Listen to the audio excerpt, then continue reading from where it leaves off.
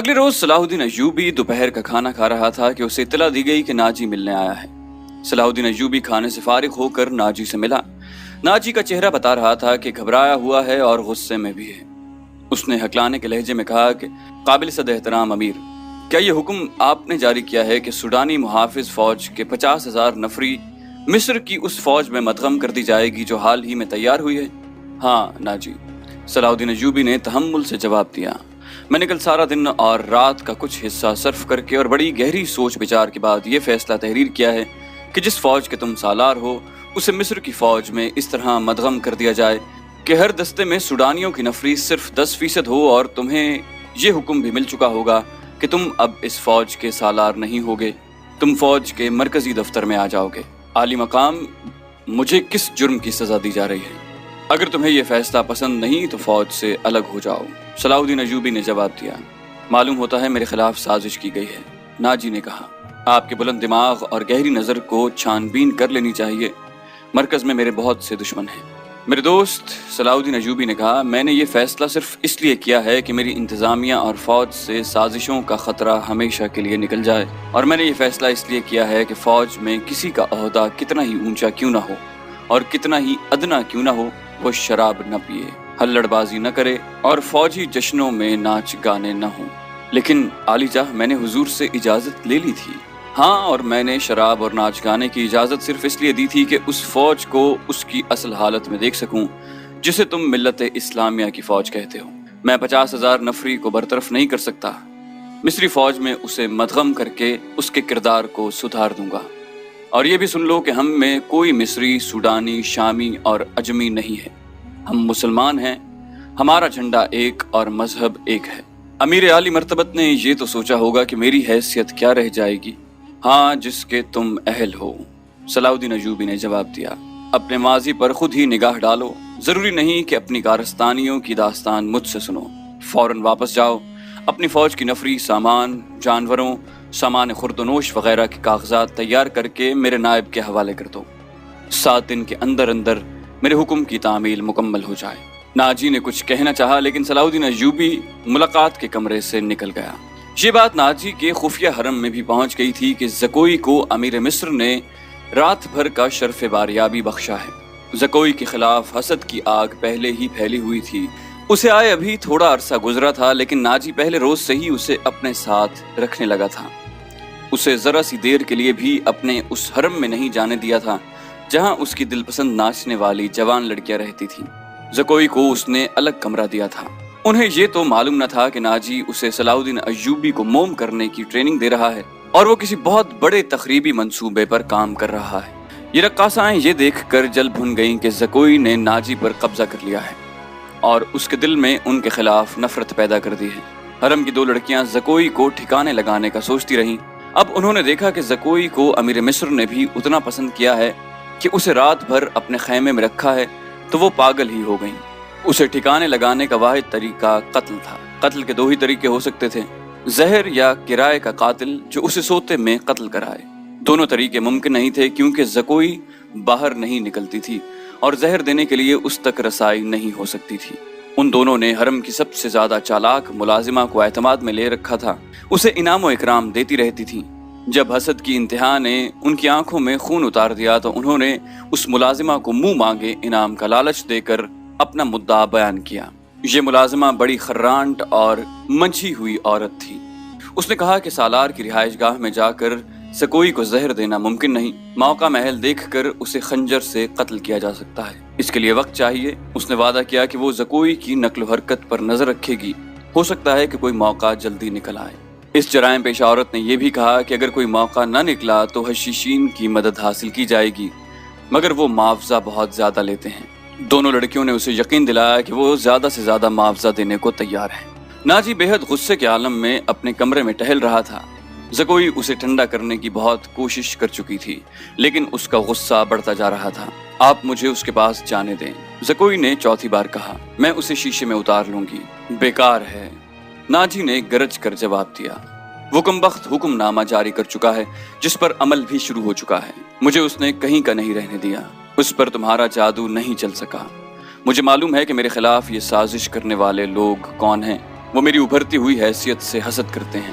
میں امیر مصر بننے والا تھا، میں نے یہاں کے حکمرانوں پر حکومت کی ہے، حالانکہ معمولی سا سالار تھا، اب میں سالار بھی نہیں رہا۔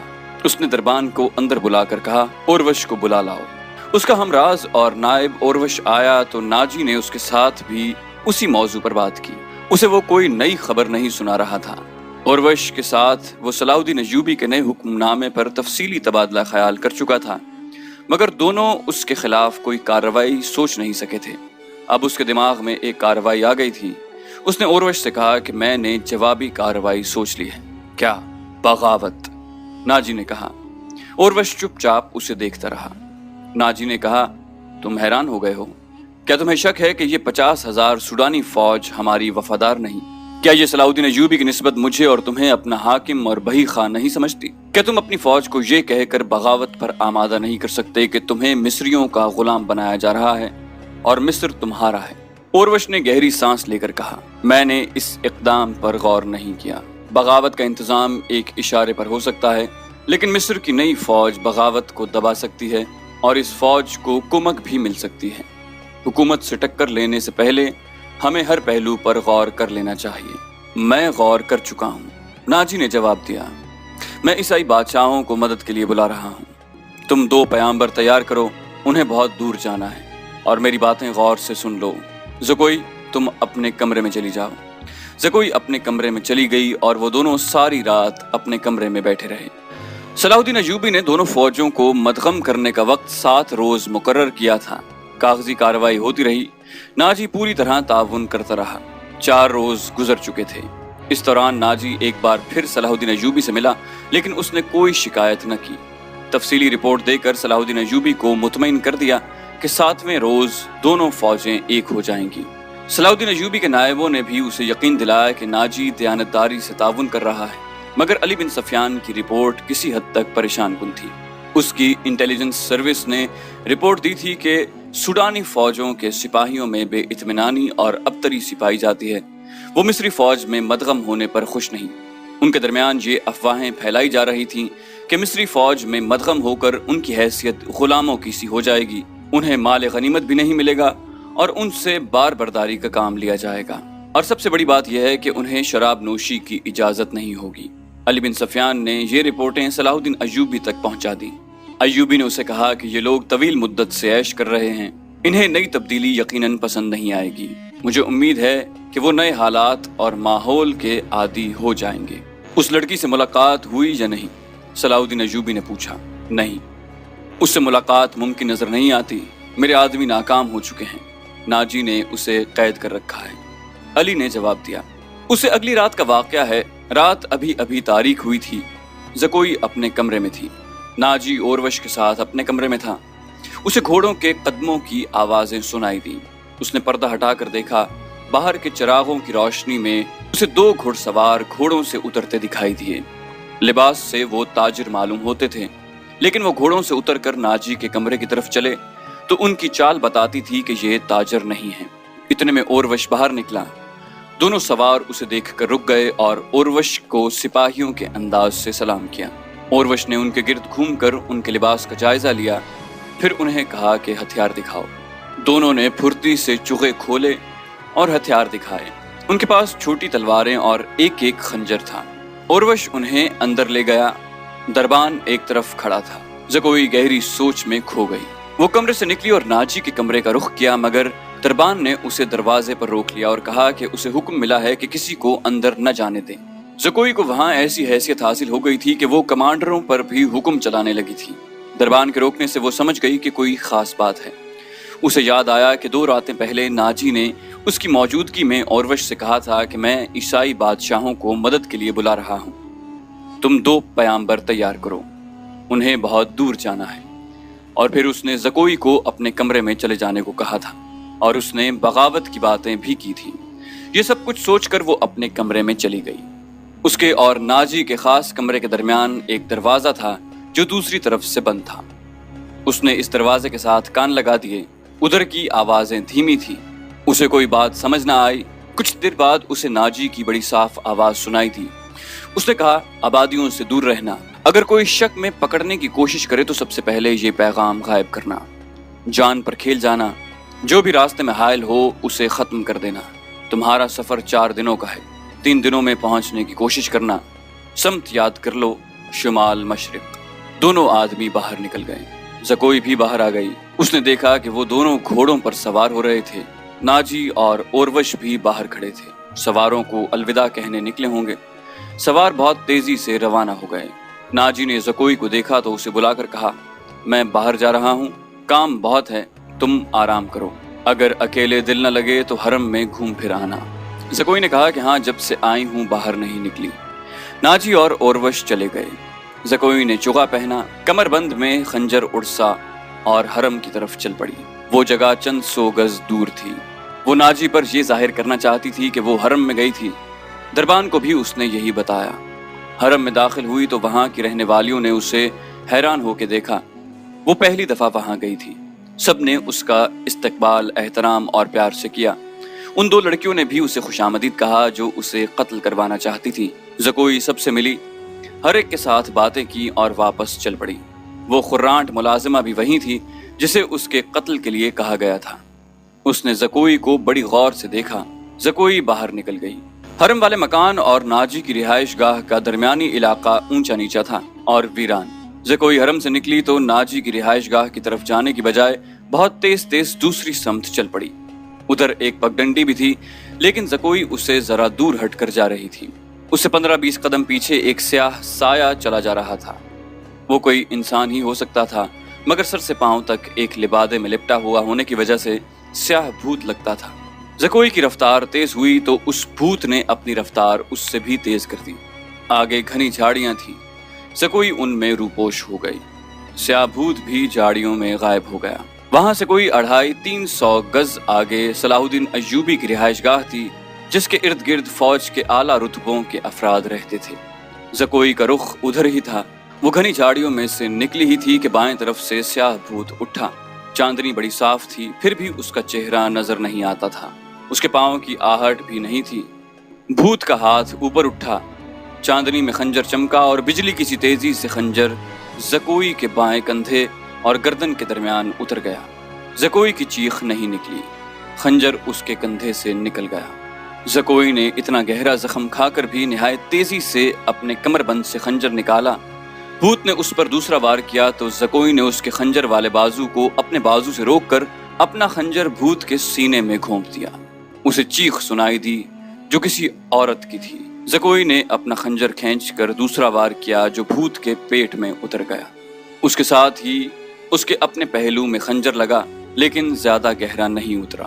بھوت چکرا کر گر گیا۔ زکوئی نے یہ نہیں دیکھا کہ اس پر حملہ کرنے والا کون تھا۔ وہ دوڑ پڑی۔ اس کے جسم سے خون بہت تیزی سے بہہ رہا تھا۔ صلاح الدین ایوبی کا مکان اسے چاندنی میں نظر آنے لگا۔ آدھا فاصلہ طے کر کے اسے چکر آنے لگے۔ اس کی رفتار سست ہونے لگی۔ اس نے چلانا شروع کر دیا، علی، ایوبی۔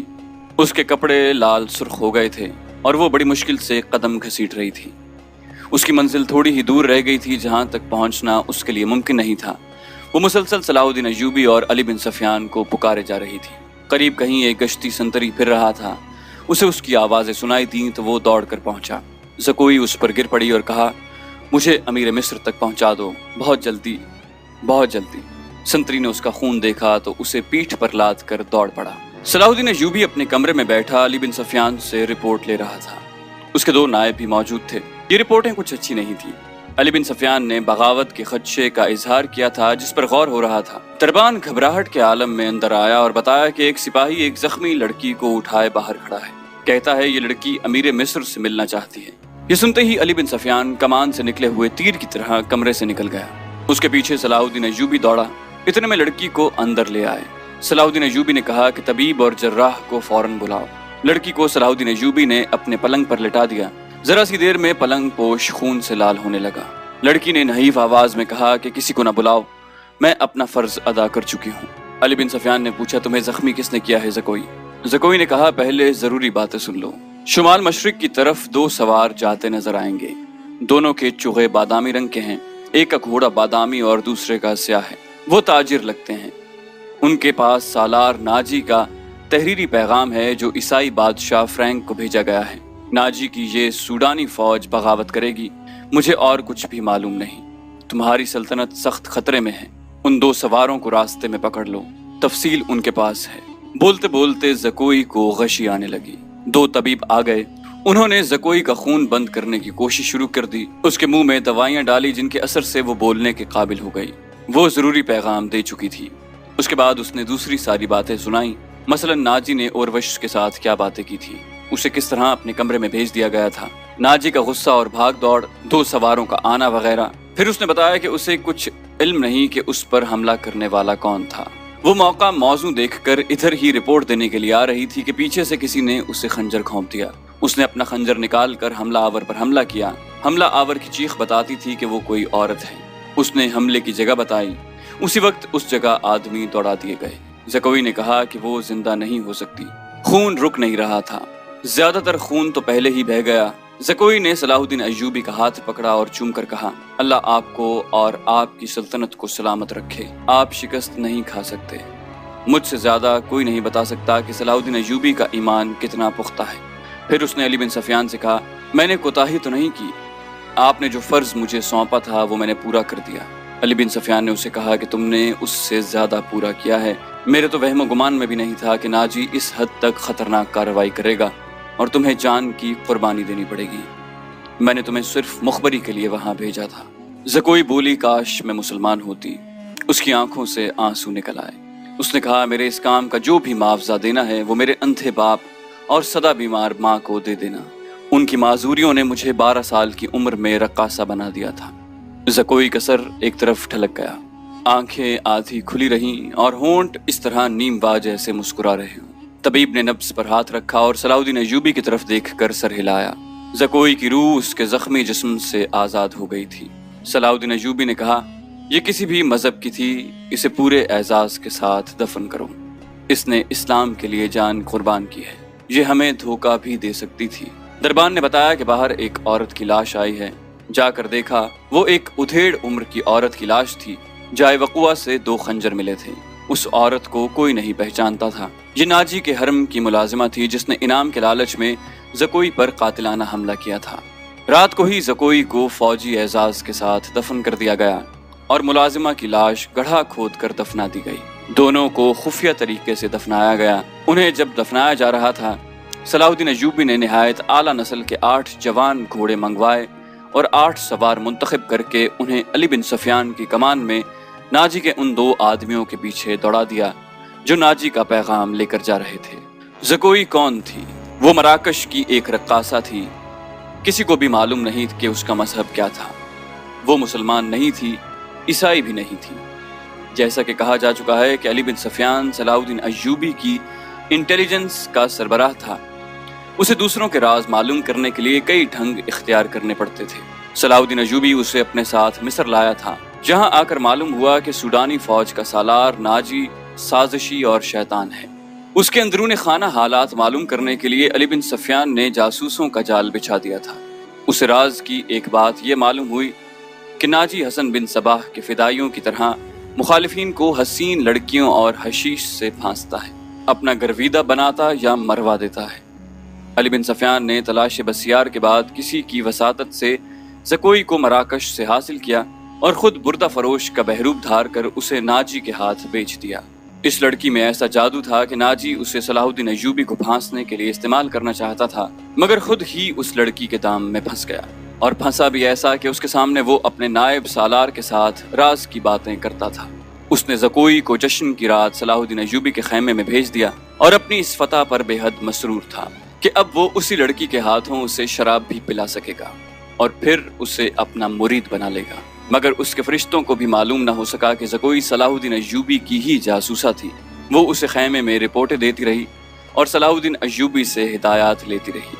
اس کے خیمے سے نکل کر زکوئی دوسری طرف چلی گئی، جہاں اسے منہ سر لپیٹے ایک آدمی ملا تھا۔ وہ آدمی علی بن سفیان تھا، جس نے اسے کچھ اور ہدایات دی۔ اس کے بعد زکوئی ناجی کے گھر سے باہر نہ نکل سکی، اس لیے وہ علی بن سفیان کو کوئی رپورٹ نہ دے سکی۔ آخر اسے موقع مل گیا اور وہ ایسی خبر لے کر وہاں سے نکلی جو خدا کے سوا کسی اور کو معلوم نہ تھی۔ یہ زکوئی کی بدنصیبی تھی کہ حرم میں اس کے خلاف اس لیے سازش ہو رہی تھی کہ اس نے ناجی پر قبضہ کر لیا ہے۔ یہ سازش کامیاب ہو گئی اور زکوئی قتل ہو گئی، لیکن وہ اطلاع پہنچانے تک زندہ رہی۔ اس کے مرنے سے کچھ عرصے بعد وہ معاوضہ جو علی بن سفیان نے اس کے ساتھ طے کیا تھا صلاح الدین ایوبی کی طرف سے انعام، اور وہ رقم جو علی بن سفیان نے ناجی سے بردہ فروش کے بھیس میں زکوئی کی قیمت کے طور پر وصول کی تھی، مراکش میں زکوئی کے معذور والدین کو ادا کر دی گئی۔